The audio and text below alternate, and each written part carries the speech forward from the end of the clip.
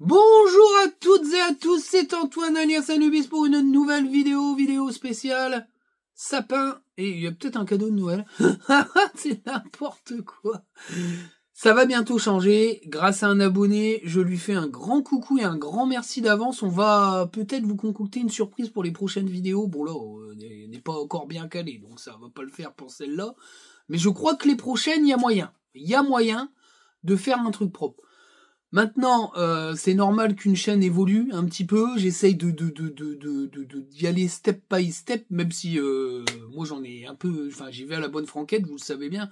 Il n'y a pas de montage, les vidéos sont enquillées d'une traite. Mais c'est vrai qu'on va essayer d'améliorer un peu le truc. Voilà, on va essayer de voir si on peut faire quelque chose de sympatoche. Soit. Mais voilà, je remercie toujours les abonnés parce qu'il y a toujours des gens super sympas. Alors, je pense qu'il y a une part de pitié. Hein. Non, je rigole, mais si un petit peu quand même. Parce qu'ils en ont marre de la poutre mal enduite et tout ça. Ils doivent se dire, ah, putain, il fait chier lui. On veut du meilleur, quoi. Donc, ils ont un peu de pitié. Mais non, et en tout cas, il est super sympa. Je leur remercie beaucoup, le camarade. Et j'hésiterai pas à faire sa pub puisque il est un peu dans le milieu du montage vidéo machin, donc voilà, il méritera un petit coup de pub à ce moment-là. On va regarder déjà si le truc il peut tourner comme il faut. Si ça le fait, ça le fait. Mais j'espère que ça le fera. Après match, Racing Club de Lens, MHSC, Montpellier Hérault Sporting Club, victoire de 2-0 de nos Lensois, dans un match pas vraiment maîtrisé sur tous les 90 minutes, mais en tout cas il y a du mieux quoi. Il y a du mieux, alors au niveau des résultats, il y a du mieux aussi, c'est 2 victoires 2-0 sans but, enfin voilà, pas de but encaissé, 2 buts marqués. On sent quand même ce changement de système a une véritable impact sur ce qui est présenté sur le terrain. Steele est en train de mettre la main sur l'effectif quand même, avec des choix forts, on y reviendra. Mais j'ai quand même l'impression que il a un peu profité de la mauvaise période lensoise pour mettre la main directement dans le pot de miel et dire allez, c'est à moi, maintenant vous allez vous faire foutre avec votre héritage de merde. Et je pense que c'était un peu trop lourd à porter, l'héritage francaise, et je pense qu'il a peut-être profité un peu de cette période de trouble où il y avait vraiment des tensions, où s'il n'y avait pas eu un résultat extrêmement positif à Reims, il était quand même attendu au tournant par sa direction sur ce match-là à domicile face à Montpellier, c'est-à-dire que tout sauf une victoire face au dernier de Ligue 1 qui est sûrement promis à la Ligue 2, ça va être très compliqué au vu du niveau de l'équipe. Ça aurait fait tâche et il aurait eu beaucoup de pression, donc voilà, il a gagné à Reims avec la manière, avec un changement de tactique très fort, avec des choix très forts, et ces choix ont été répercutés encore sur ce match à domicile. C'est pas anodin. Voilà, c'est pas anodin. Je pense que c'est jamais arrivé sous l'ère francaise que Florence Otoka soit sur le banc de match d'affilée. Je suis même pas sûr que ça arrivé. Qu'il soit absent parce que blessé, oui, c'est arrivé, mais qu'il soit volontairement sur le banc, sans blessure, 2 matchs d'affilée, c'est jamais arrivé. D'ailleurs, Jonathan Gradit non plus pendant les races parce que quand c'était Montagnier, il jouait pas. Donc c'est quand même des choix très forts, très forts. Il avait quand même une espèce d'épée de Damoclès au-dessus de la tête après les résultats un peu pourris, mais je pense qu'il a rebondi, qu'il a utilisé ces résultats pourris pour ne pas donner le choix à ces cadres de refuser ces prises de décision, on va dire sportives, et je pense qu'il a très bien fait parce qu'aujourd'hui force est de constater que ces changements de tactique ont une répercussion très importante sur les résultats. On va commencer donc par le 11 de départ, avec Brice Samba dans les buts, le duo des colosses, Kuzanov Danso à droite en latéral, Frankowski à gauche, Medina, un milieu de terrain 1-3 avec le duo improbable, Andy Diouf, Thomasson, et puis un numéro 10 un peu électron libre, qui s'appelle Fulgini, et puis une attaque à 3 avec un Enzola en pointe, et puis 2 ailiers offensifs, on va dire, Zarouri à gauche et Rémi Labo-Lascari à droite. Alors ce que j'en pense, c'est que ça me paraissait assez logique de reconduire l'équipe victorieuse à Reims. C'était pas une masse à faire d'aller s'imposer là-bas. Je pense que c'est un choix très fort de Will Steele qui, je pense, a mis un petit peu de temps avant de dire allez, maintenant je m'impose. Et là, il s'est imposé, non sans difficulté et non sans retour négatif. C'est-à-dire qu'aujourd'hui, un joueur comme Florence Otoka vit très mal ses choix. Il n'y a pas que lui d'ailleurs. Wesley Saïd est extrêmement déprimé D'ailleurs, je crois, bon, j'ai pas encore les infos, mais j'ai l'impression qu'il s'est blessé en fin de match. C'était un peu les retours sur les réseaux pour ceux qui étaient au stade du côté côté Le Pagno. Je crois qu'ils ont vu qu'il se tenait la cuisse, qu'il regardait le banc et que il y avait plus de changement. Donc voilà, à voir. Mais en tout cas, voilà, il y a des perdants. Jonathan Grady en fait partie. J'en reviendrai à la fin un petit peu sur Jonathan Grady. Mais en tout cas, voilà, ces choix sont très forts et ils ont une répercussion positive. Maintenant, on sait que le mercato d'hiver va passer par là. J'y reviendrai par rapport à Jonathan Grady. Mais en tout cas, j'aime beaucoup ce qu'est en train de construire Will Steele. Il faut que le mercato d'hiver puisse corriger les failles de cet effectif-là par rapport au nouveau système mis en place. Parce que on va voir dans le débrief que le problème de ce système-là, c'est qu'on n'est pas équipé pour, et que du coup, on a un banc très faiblard pour pouvoir pallier au coup de fatigue des titulaires, quoi, clairement. On va commencer par Brice Samba, j'ai mis la note de 9, fait un excellent match, hein, Brice Samba. Ça, c'est du Brice Samba, deuxième gardien de l'équipe de France, il a fait une deuxième mi-temps de très haute volée. Si on gagne ce match, c'est grâce à lui en grande partie, il a fait un nombre d'arrêts en deuxième mi-temps assez phénoménaux et des arrêts très difficiles à faire. Il a été vraiment, vraiment costaud. Alors je mets pas 10 parce que j'ai pas trop aimé ses prises de risque, surtout à un moment donné où il fait une passe n'importe comment. Heureusement que Kuzanov est dans le secteur parce que sinon c'est but. Donc voilà, il a fait quelques prises de risque, je trouve, dans certaines sorties où il peut s'épargner ce genre de difficultés. Le reste, c'est vraiment du très haut niveau, hein. Ça a été un très bon match. Dans la veine de ce qu'il a montré face à Reims, je l'avais trouvé pas terrible du tout face à Marseille, il est quand même bien revenu. Après, des sautes de niveau chez Samba, c'est assez régulier. Il y a des fois où il est pas tété, et puis tout d'un coup, il retrouve son niveau qui lui permet d'être sélectionné en équipe de France. Pour moi, il n'y a pas de contestation possible. Encore une fois, il a fait un match énorme qui vont encore gonfler ses stades d'arrêt. Il a été très très bon en deuxième mi-temps. Par contre, lui, je lui mets 10, c'est Kuzanov. Hein. Le match est parfait, qu'est-ce que vous voulez faire d'autre?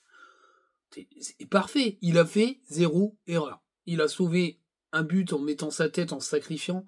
Toutes ses anticipations avec la vitesse et les tacles ont été parfaites. Les relances ont été très bonnes. Il a pas mal trouvé des joueurs de côté, mais aussi Fulgini dans l'axe de manière extrêmement élégante et très précise. Il a été vraiment, vraiment parfait dans ses interventions aériennes. Il a gagné tous ses duels. Enfin bref, énorme. Il est énorme. C'est le deuxième 10 d'affilée, mais c'est totalement mérité. J'ai mis la note de 9 à Danso, je trouve qu'il fait un excellent match. Alors pourquoi il a pas 10? Parce que je crois qu'à un moment donné, il fait deux ou trois erreurs quand même dans les passes. Je trouve que la relance, elle est moins bonne que celle de Kuzanov, mais en tout cas, ils sont beaucoup plus en sécurité dans ce système-là. Et enfin voilà, il est puissant et il fait le boulot, quoi. Eux, quand ils sont en 1 contre 1, ça pose pas vraiment de problème et ça stabilise l'équipe. Il y a très peu de déchets, c'est pour ça aussi que t'encaisses pas de but, parce que tes offensifs en face, même si c'est Montpellier, ils les ont mis dans leur poche et puis ils sont repartis avec au vestiaire, quoi. Mais vraiment excellent match de sa part. Il manque une machine, là, non? Ah, il manque une machine. Oh, bah alors, Antoine, il manque une machine. Eh oui, il manquait une machine. 8 à Medina. Moi, je trouve qu'il fait un très bon match. Alors, je l'avais dit dans les vidéos d'avant, il fallait le temps qu'il apprivoise ce côté droit, ce côté gauche en tant que latéral. Moi, j'ai trouvé qu'il avait plutôt bien fait sur ce match. Il a été très bon défensivement, il a fait pas mal d'interventions et j'ai trouvé qu'il était beaucoup plus libre offensivement que dans le rôle de défenseur axial gauche sous Will Steele, parce que sous Francaise, il avait quand même une sacrée liberté de projection. Il l'avait beaucoup moins dans le système de Steele, mais là, en latéral, moi je le trouve beaucoup plus offensif.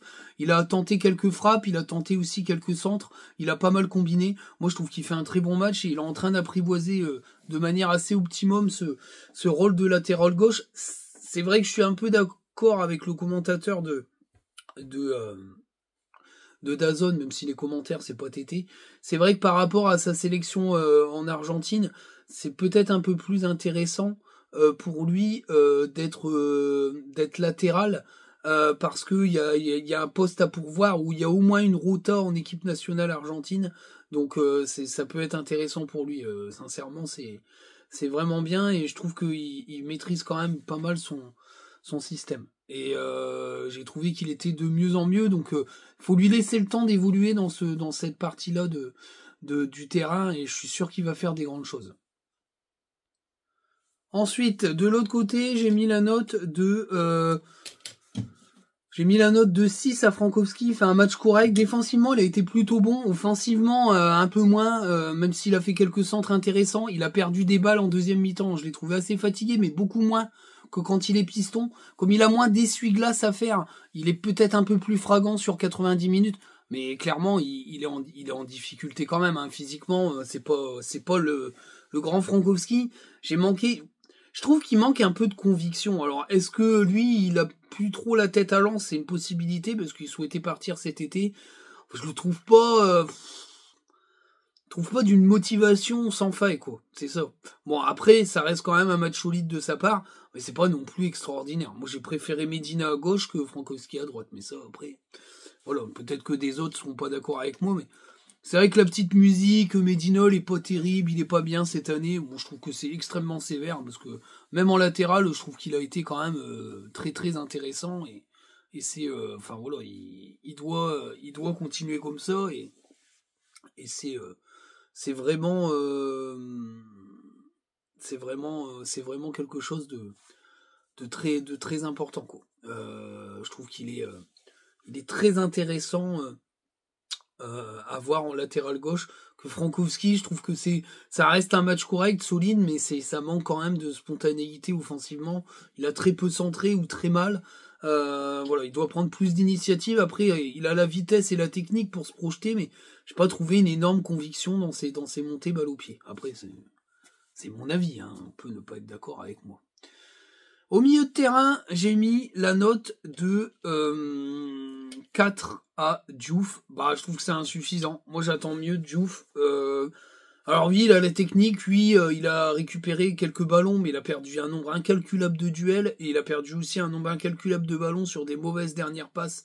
C'est son péché mignon. Je trouve qu'il doit être mieux, il doit mieux faire dans certaines de ses passes, parce qu'il arrive à se dégager du pressing, il arrive à perforer ballon au pied, mais la dernière passe, elle est pas de qualité, elle nique toute l'action, et il a fait ça tout le match. Donc c'est insuffisant, il doit faire mieux. Un joueur de son potentiel et de sa qualité, moi j'en attends beaucoup mieux. Et donc du coup, c'est pas une bonne note, il doit faire mieux. Il doit faire mieux, on dit Diouf, parce que moi j'attends mieux d'un joueur de sa trempe. Il faut qu'il ait un déclic, et une fois qu'il aura le déclic, il va peut-être péter tout, mais en tout cas pour l'instant, il pète pas tout. J'ai mis la note de 7 à Thomasson. Bah, il fait encore un bon match à ce poste-là, même si j'aime pas trop qu'il se projette comme ça tout le temps. Des fois, il sait plus trop où il en est, et il perd en lucidité. Il a perdu 2-3 ballons en deuxième mi-temps qui nous ont mis un peu en danger. Après, techniquement, il est assez fin, donc il remonte pas mal les ballons, mais il doit peut-être moins monter, je trouve. Il doit être plus dans la distribution du ballon plutôt que dans la projection balle au pied. Il doit laisser ça à Zaroury ou Fulgini. Mais voilà, je trouve que dans cette animation-là, ça porte un peu préjudice de voir Thomasson trop monter ballon au pied. Surtout que c'est pas... Il fait un bon match parce qu'il récupère plein de ballons et qu'il les nettoie bien. Mais après, dans la prise de décision, c'est pas non plus extraordinaire. Non, il fait quelques erreurs de passe et de jugement, hein, quand même, hein. Donc bon, c'est pas tété, je trouve. Mais c'est quand même un bon match. Globalement, il fait le boulot, il y a rien à dire. Mais j'aimerais bien qu'il monte moins et qu'il laisse plus de responsabilité aux gars de devant. J'ai mis la note de 7 également à Fulgini. Il fait un bon match, Fulgini. Moi, je l'ai trouvé intéressant dans ce rôle d'électron libre. Il doit être plus décisif, même s'il a encore fait une passe décisive au match précédent. Mais j'attends beaucoup plus de lui. J'ai été très déçu depuis qu'il est arrivé. Maintenant, faut pas se leurrer, hein. Il fait aussi des bonnes prestations parce que il veut se faire voir aussi, parce que ça, il aurait pu le faire avant. Donc, moi, je trouve que c'est un peu tard quand même si dans ces déclats, qui sont des déclats quand même assez j'ai le pouvoir, c'est moi qui décidera si je m'en vais ou pas. C'est pas très très très cool de la part de Fulgini de laisser entendre que Will Steele voulait le dégager et qu'au final il compte sur lui. Enfin voilà, il sait qu'il a un peu l'avantage dans le dossier mercato, mais bon ça reste quand même le club qui te paye, donc faut être un chouïa respectueux. Mais en tout cas sur le terrain ça a été bon, mais il aurait dû montrer ça bien avant. Voilà. Après, je sais bien qu'il était utilisé différemment sous Francaise, mais Mais j'ai quand même été déçu. Mais là, c'est vrai que le match est bon, plutôt, de sa part. Rémi Labo-Lascari, alors, eh ben je mets 4. C'est insuffisant, voilà. Bien sûr qu'il marque un but. Mais il marque un but, il a 4, hein, parce que s'il marque pas le but, j'y mets 2. Il est assez déstabilisant parce qu'il fait un très mauvais match. Techniquement, c'est très mauvais. C'est insuffisant pour le niveau de la Ligue 1. Les contrôles ratés, il doit mettre un doublé dans ce match-là, hein, parce que la passe de Zaroury est très bonne. Derrière, il contrôle n'importe comment.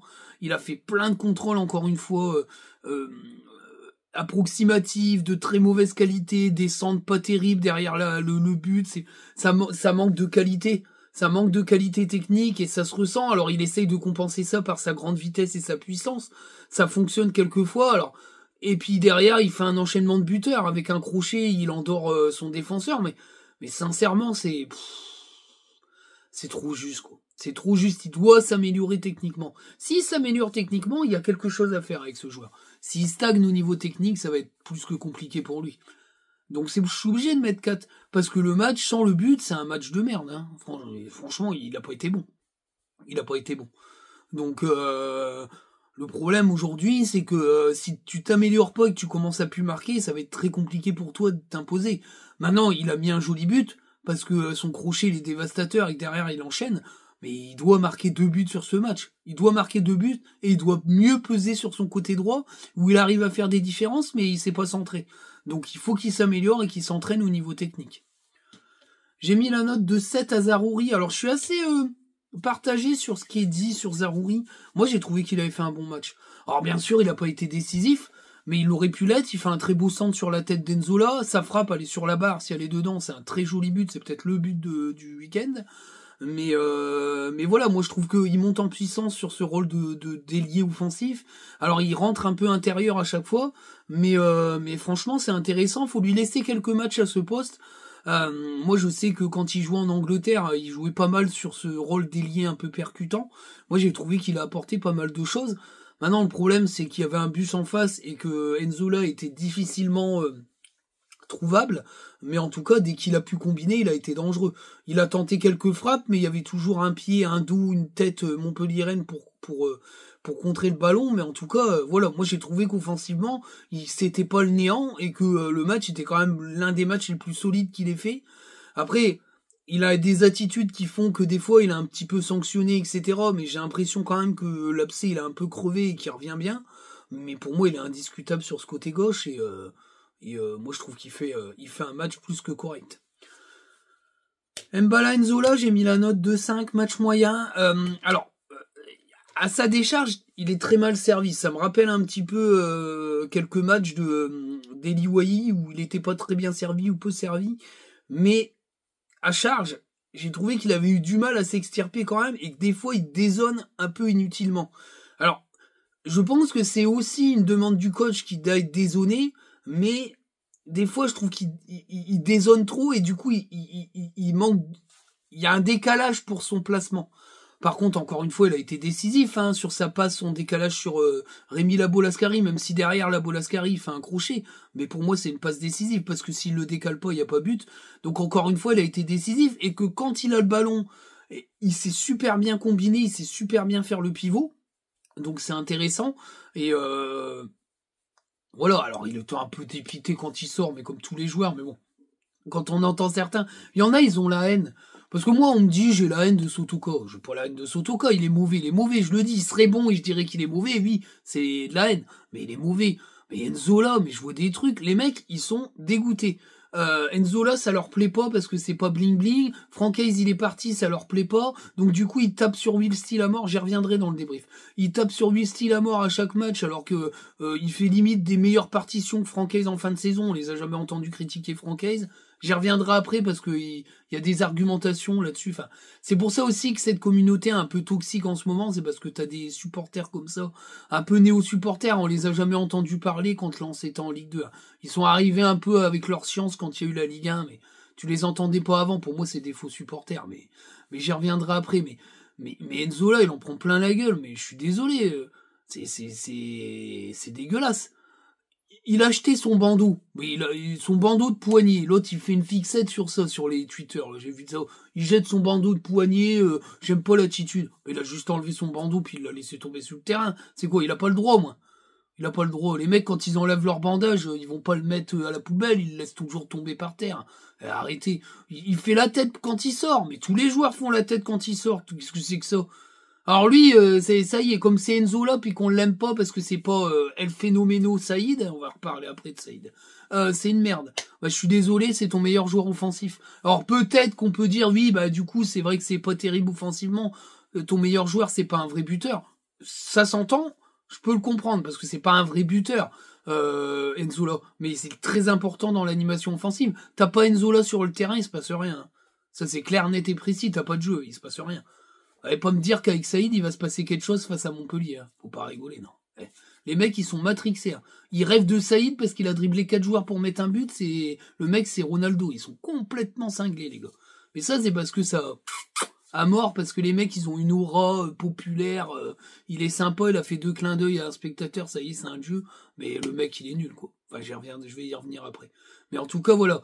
Mais ça reste qu'Enzola a fait un match plutôt moyen. J'attends un petit peu plus au niveau de la disponibilité du joueur, même s'il n'a pas toujours été bien servi. Et quand il est servi, il met des têtes, il est dangereux. Alors, bien sûr, c'est pareil. Hein.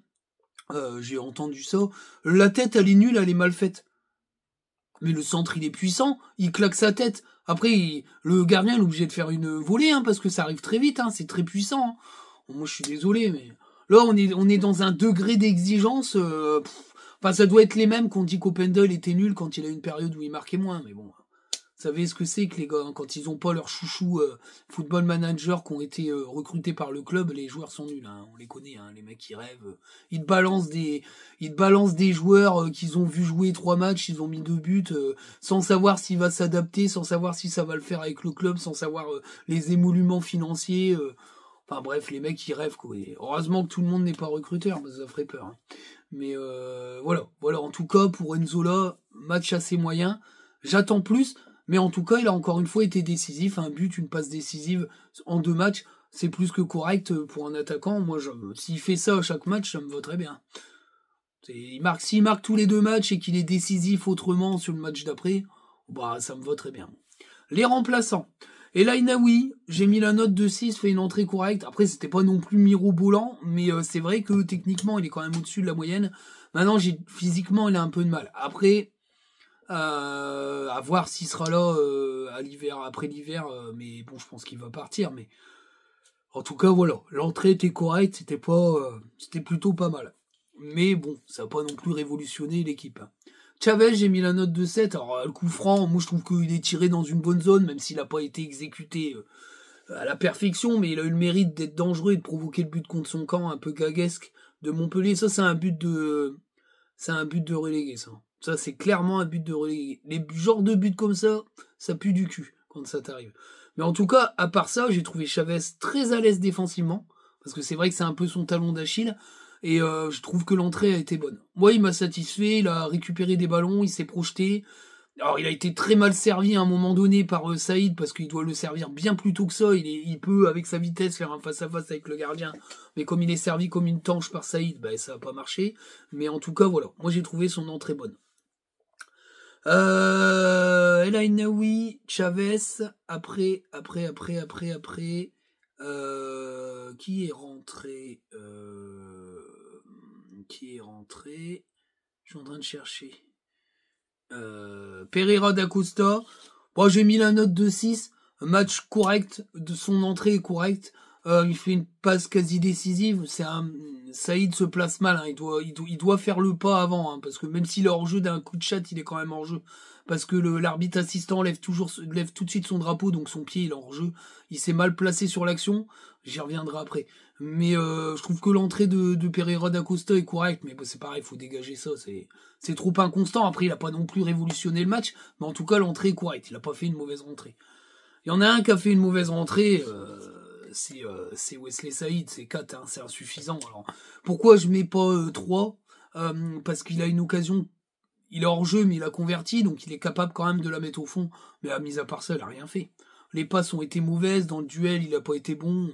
L'entrée est insuffisante. Enfin, après, je mets 4 aussi parce que je mets pas en dessous parce que à sa décharge, il manque de rythme. Mais en tout cas, elle a réussi le luxe de se blesser parce qu'apparemment, il montrait la cuisse qui était pas strappée au banc et il y avait plus de remplacement. Donc on verra bien la suite, mais apparemment, il s'est pété. On verra. Au moment où je fais ma vidéo, moi, j'ai ça comme retour. Ça se peut qu'il s'est pas vraiment pété, mais en tout cas, voilà. Ça montre la fragilité du joueur. Alors les petites indiscrétions, c'est qu'il est en total, noirceur. Hein, là. Il a compris que ça allait être très difficile pour lui de retrouver du temps de jeu en tant que titulaire. Il a rêvé de ça. Mais au final, il a pas le niveau. Et encore une fois, voilà, tous les tweets qu'on voit. Alors il y en a un qui a mis un tweet avec la vidéo où il marque le but. Voilà un finisseur. Non mais les mecs, ils sont complètement cinglés. Il est finisseur de quoi? Un finisseur, ça se juge sur une moyenne de matchs joués quand même. T'es pas un finisseur quand t'as un taux de but de conversion par minute énorme et que t'as joué 4 matchs dans la saison, t'es pas un finisseur. C'est n'importe quoi. Une stat, pour qu'elle soit valable, elle doit être dans un environnement cohérent. Dire que Saïd, c'est le meilleur finisseur de l'équipe parce qu'il a un taux de conversion énorme alors qu'il joue même pas la moitié de la saison, c'est quand même du foutage de gueule. Voilà. Christian Lopez en Ligue 2, c'est un finisseur. Lui, il a un taux de conversion de but minute jouée énorme. Et c'était un titulaire. Voilà. Voilà. Openda, c'est un finisseur. Voilà. Même s'il a eu des trous qu'il a moins marqué, il a quand même un taux de but conversion par minute énorme. Voilà. Kalimundo, c'est plutôt un bon finisseur quand tu regardes ses stats. Mais eux, ils ont joué, quoi. Lui, il joue pas. Alors, il joue pas, il rentre, il met un but. Bah ouais, ses stats, elles sont énormes en temps de jeu. Bah ouais, mais ça n'a pas de sens. Donc c'est des conneries, c'est des suceux. Dans leur tête, ils pensent que si Saïd il est à 100%, c'est le meilleur joueur du monde. Ah, le mec est même pas niveau top 7, quoi, même à 100%. Donc, faut arrêter, quoi. Il a été prolongé n'importe comment par l'ancienne direction. Résultat, on l'a sur le Rabelais, il vaut rien du tout. Il prend la place d'un jeune, clairement. Enfin voilà, faut s'en séparer rapidement. Tout ça, ça doit être 2026. Faut dégager tout ça à l'été et puis allez hop. Et le match, la rentrée, elle est pas bonne, quoi. Il n'apporte rien du tout. Rien du tout. Il y en a un qui a apporté rien du tout aussi, c'est Sotoka, 1-3. Fait une mauvaise rentrée. Son deuxième match, il se passe comme tous les matchs depuis plus de 3, 4, 5 mois. Il est plus haut niveau du tout. Il a plus la grinta. Il apporte plus. Il a très peu centré. Il a une énorme occasion parce que le ballon est très bien donné par Fujini. Il sait même pas redresser le ballon. Normalement, ça doit aller au fond des filets. Hein. Il doit pas faire cette frappe de con, là. Il doit croiser sa frappe, ses buts. Mais il a plus du tout la grinta devant le but. C'est plus un attaquant et voilà. Alors, c'est vrai qu'en ailier, moi je le trouve plus intéressant. Il est capable de déborder, de centrer, mais il le fait quasi pas.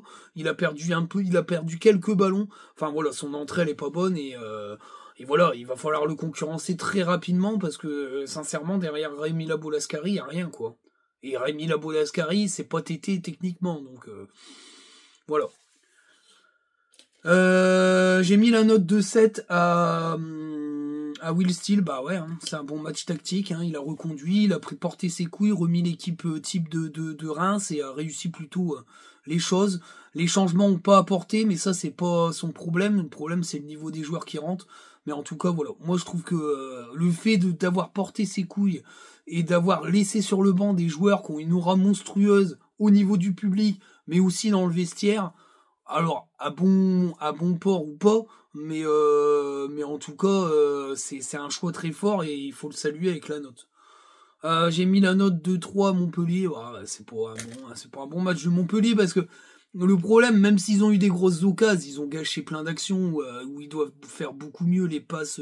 Ils ont des 3 contre 2, ils font n'importe quoi. C'est vraiment le match d'un relégué quoi. Parce qu'au final, il y a de la qualité intrinsèque dans l'équipe. Il y a des joueurs bons, notamment le jeune Joris Chotard, qui pour moi, s'il atterrit à Lens cet été, ça serait une très bonne prise, parce que ça a été le mec le plus intelligent de l'équipe. TJ Savagno, on peut en dire ce qu'on veut, mais c'est du haut niveau technique. Il y a quelques joueurs qui tiennent la route, même ici à Gassila, l'ancien de chez nous, je trouve que c'est plutôt cohérent ce qu'il peut proposer, même si des fois c'est un peu erratique. Mais il y a du talent dans cette équipe, mais elle a tout pour descendre. Mais en tout cas, Joris Chotard, si Diego Lopez, il peut mettre la thune dessus, faut le prendre. Lui, il peut faire très très mal chez nous. C'est un excellent milieu de terrain, j'aime beaucoup. Voilà. Mais même le petit Barès qui est rentré, hein, enfin le petit, il est très grand Barès, mais il avait l'air d'être pas mauvais non plus. Ils ont pas mal de bons jeunes à Montpellier, mais c'est compliqué. Hein. C'est un match de relégué ça. Ça pue pour eux. On va passer au débrief. Alors, la première mi-temps, moi j'ai beaucoup aimé. moi j'ai beaucoup aimé, les 25-30 premières minutes ont été très intéressantes. Le jeu produit est d'une qualité vraiment intéressante. La circulation de balles, le fait qu'on n'insiste pas, qu'on tente pas trop de risques, que le ballon circule pas mal. Alors, moi, je pense qu'il y avait une certaine forme de pression, de crainte à domicile, parce que les résultats sont pas flamboyants, qu'on a perdu quelques matchs quand même à la maison, et que du coup, il y a quand même une certaine forme de pression. J'ai trouvé que des fois, on n'osait pas trop presser, on n'a pas pressé comme d'habitude, je trouve qu'on les a laissés venir, et de temps en temps, on avait de la peine à accélérer, parce que je pense que les jambes étaient un peu lourdes, et le ballon pesait une tonne. Mais en tout cas, voilà, j'ai trouvé les circulations pas rapides, mais très fluides et très intelligentes. On a eu des occasions, hein, mais sans non plus être sans non plus être hyper dangereux offensivement, mais en tout cas voilà, Montpellier a pas vu la lumière pendant plus de 30 minutes, et puis derrière il y a le but de Rémi Labo-Lascari. Montpellier sort un peu leur tête de l'eau, mais enfin ça reste 45 minutes plutôt très bien géré de la part de l'équipe, même si ça n'a pas été hyper flamboyant, hein. Mais on sent quand même une plus grande sérénité. La deuxième mi-temps, les 15-20 premières minutes, je trouve qu'on essaye un peu de gérer, même si on prend quelques risques. Je trouve pas que Montpellier est énorme, mais ils commencent à sortir la tête de l'eau et à se dire, ils arrivent pas à mettre le deuxième but, on peut les niquer. Je pense que ça est monté crescendo dans leur esprit, et que nous, crescendo, on a peut-être commencé à douter. Les changements ont rien apporté. Au contraire, j'ai trouvé qu'à la sortie d'Enzola, on n'avait plus aucun point offensivement, clairement, et c'est là qu'on a commencé à prendre vague sur vague. Là, ça a commencé à être très compliqué, parce que on a commencé à douter et à se faire bouffer et à perdre des ballons un peu n'importe comment, et à relancer cette équipe de Montpellier. Sans un très grand Brice Samba, je pense qu'il y a un partout à la 75-80e minute. Et puis derrière, il y a ce coup franc. Alors je sais pas, je trouve que Dernis, je sais pas ce qu'il branle, parce qu'il revient à la faute, parce qu'il y a hors-jeu. J'ai pas compris. Enfin bref, moi j'ai compris ça sur le terrain. Qui siffle hors-jeu et qui dit que donc on revient à la faute. Il n'y a pas d'avantage. Bon, ok. Bon. Moi je trouve que s'il y a hors-jeu, il y a erreur de l'équipe qui a l'avantage, et elle a perdu son avantage. Mais bon, admettons. Mais voilà, le coup franc est pas excessivement bien tiré, mais il est dans la bonne zone, je trouve, parce que le gardien peut pas intervenir, et les Montpelliérains se mettent voilà, le couteau dans le dos eux-mêmes, hein. Clairement, ils s'abordent eux-mêmes, ils se sabordent tout court, et donc ça fait 2-0. Voilà. Mais c'est vrai que la deuxième mi-temps a été un peu moins maîtrisée, mais les remplacements n'ont pas été impactants, c'est pour ça qu'ils ont des mauvaises notes, à part El Ainaoui et Chavez qui ont plutôt été intéressants. Même Pereira d'Acosta qui a pas non plus été monstrueux, mais qui a fait le boulot. Les deux offensifs, Sotoka et Saïd, ont clairement éteint l'attaque lensoise, tellement ils ont été mauvais, quoi. Donc et encore, je mets 4 à Saïd parce qu'il conclut une action en la mettant au fond. Bon, après, il est mal placé, hein, parce qu'il doit mieux se placer sur le hors-jeu. Mais Sotoka, il a été éclataxe, comme d'habitude depuis le début de la saison, mais on n'a pas le droit de le dire. Mais je le dis quand même, j'en ai rien à foutre. Et voilà, ça a plombé le niveau offensif de l'équipe, et c'est un gros souci aujourd'hui. L'absence de Satriano est quand même extrêmement préjudiciable à cette équipe-là. Le problème aujourd'hui, c'est que comme il y a un groupe énorme, tu peux pas non plus faire rentrer de la jeunesse parce qu'il y a trop de joueurs. C'est quand même très compliqué. Très compliqué. Alors la conclusion, c'est que on enchaîne une deuxième victoire 2-0, on est dans le bon wagon. Surtout que les poursuivants de la 7e place se sont neutralisés, si je dis pas de bêtises, il y a eu qu'un point marqué, donc on a pris 2 points sur tout le monde. On avait déjà pris 3 points à Reims, donc là on en a repris 2, donc on a 5 points d'avance sur les Rémois. 4 points d'avance sur les Rémois, je dis une bêtise. 4 points d'avance sur les Rémois, donc c'est plutôt bien. Voilà, on est dans le bon wagon. Maintenant, pour être sincère, à moins d'un truc de ouf, je pense que les équipes qui vont aller en Ligue des Champions sont déjà connues cette saison. C'est un peu logique en même temps. Mais en même temps, il faudrait que ça soit logique en Ligue 1.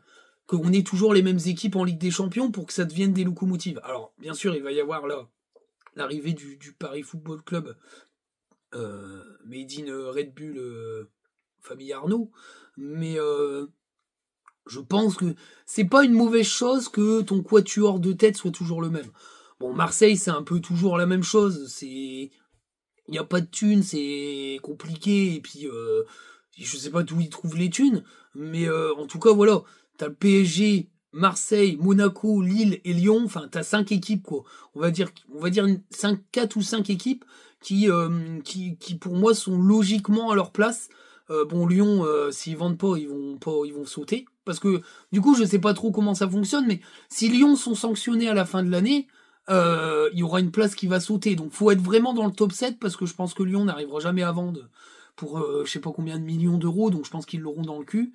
Mais ça c'est de la faute à Textor. Après s'il fait un montage de merde et que la DNCG le valide, ben la DNCG est complice et c'est dégueulasse. Parce que là si c'est pour aller vider les comptes des autres clubs, ça devrait être interdit. Ça devrait être interdit par la DNCG. Devrait interdire de vider les comptes d'un club pour rempoter un autre pour passer la DNCG. Ça peut pas être du tout accepté. Voilà. Et je pense que être dans le top 7, ça sera une bonne chose à la fin de la saison.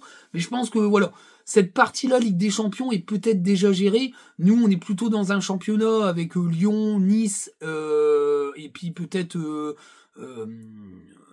Reims derrière, on va dire à peu près, Reims ou Strasbourg.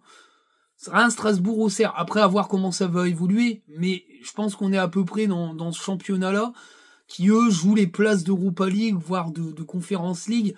Mais la Ligue des Champions, ça va être compliqué. Maintenant, rien n'est fait, on est qu'en première partie de championnat, mais je pense que c'est déjà un peu acté. Maintenant, la projection, c'est Auxerre. Aller faire un résultat à Auxerre, vu les confrontations directes qu'il y a, je crois que il y a Marseille-Nice et Lyon... Lille-OL? Non, je sais plus. Enfin bref, il y a des confrontations directes la prochaine journée de championnat. Il y a moyen de se placer. Si tu vas faire un résultat à Auxerre, que ça soit un match nul ou une victoire, tu seras bien placé pour la trêve. Après, il y a le match de Coupe de France. Bon, c'est contre le PSG. On sait bien que ça va être compliqué, même si le PSG est toujours prenable. Hein, ils ont pas gagné, mais il va falloir être costaud à Bollaert et poussé par le public. Ça peut le faire. Ça serait un sacré cadeau de Noël pour tout le monde, mais je pense sincèrement que si tu vas faire un résultat au Auxerre, t'es bien. Tu démarres la deuxième partie de saison en étant dans le bon bloc. Tu profites du mercato d'hiver pour essayer de faire des retouches, de récupérer des thunes, de récupérer des joueurs. Pourquoi pas un prêt d'un jeune ailier talentueux ou un truc comme ça. Enfin bref, faut recruter un ailier droit, je pense, et un attaquant. Et puis voir remplacer les joueurs qui vont partir par d'autres joueurs, ou enfin voilà. Mais il va être mouvementé ce mercato d'hiver. Autant qu'il soit mouvementé avec une 7e place. Voilà. Après, si on peut grappiller 1 ou 2 places et être dans le bon wagon, ben on va pas s'en priver. Après, c'est pareil, le début de championnat, on aura des grosses équipes à affronter, mais il y a moyen de montrer des choses intéressantes. Et surtout, les affronter dans ce système-là, ça sera peut-être pas la même limonade pour ces équipes-là. Voilà, parce qu'on a du mal face au top 5. Donc voilà, après quand tu as du mal face au top 5, tu peux pas être top 5, mais en tout cas voilà, on est plutôt dans le bon wagon, on a un petit peu coupé les ponts avec les poursuivants de la 7e place, c'est plutôt bon, voilà. Mais moi je mise quand même sur peut-être un problème avec Lyon, je suis pas sûr qu'ils s'en sortent, donc peut-être qu'il y aura une place en plus à grappiller, donc être top 7 ça serait bien, voilà. Mais en tout cas pour moi, Will Steele a fait le boulot, malgré des problèmes de mercato, malgré des cadres qui sont largement en dessous de leur niveau et qui sont quand même assez embêtants dans la gestion du vestiaire, le boulot est bien fait au niveau des points, il est pas si éloigné que ça que Francaise.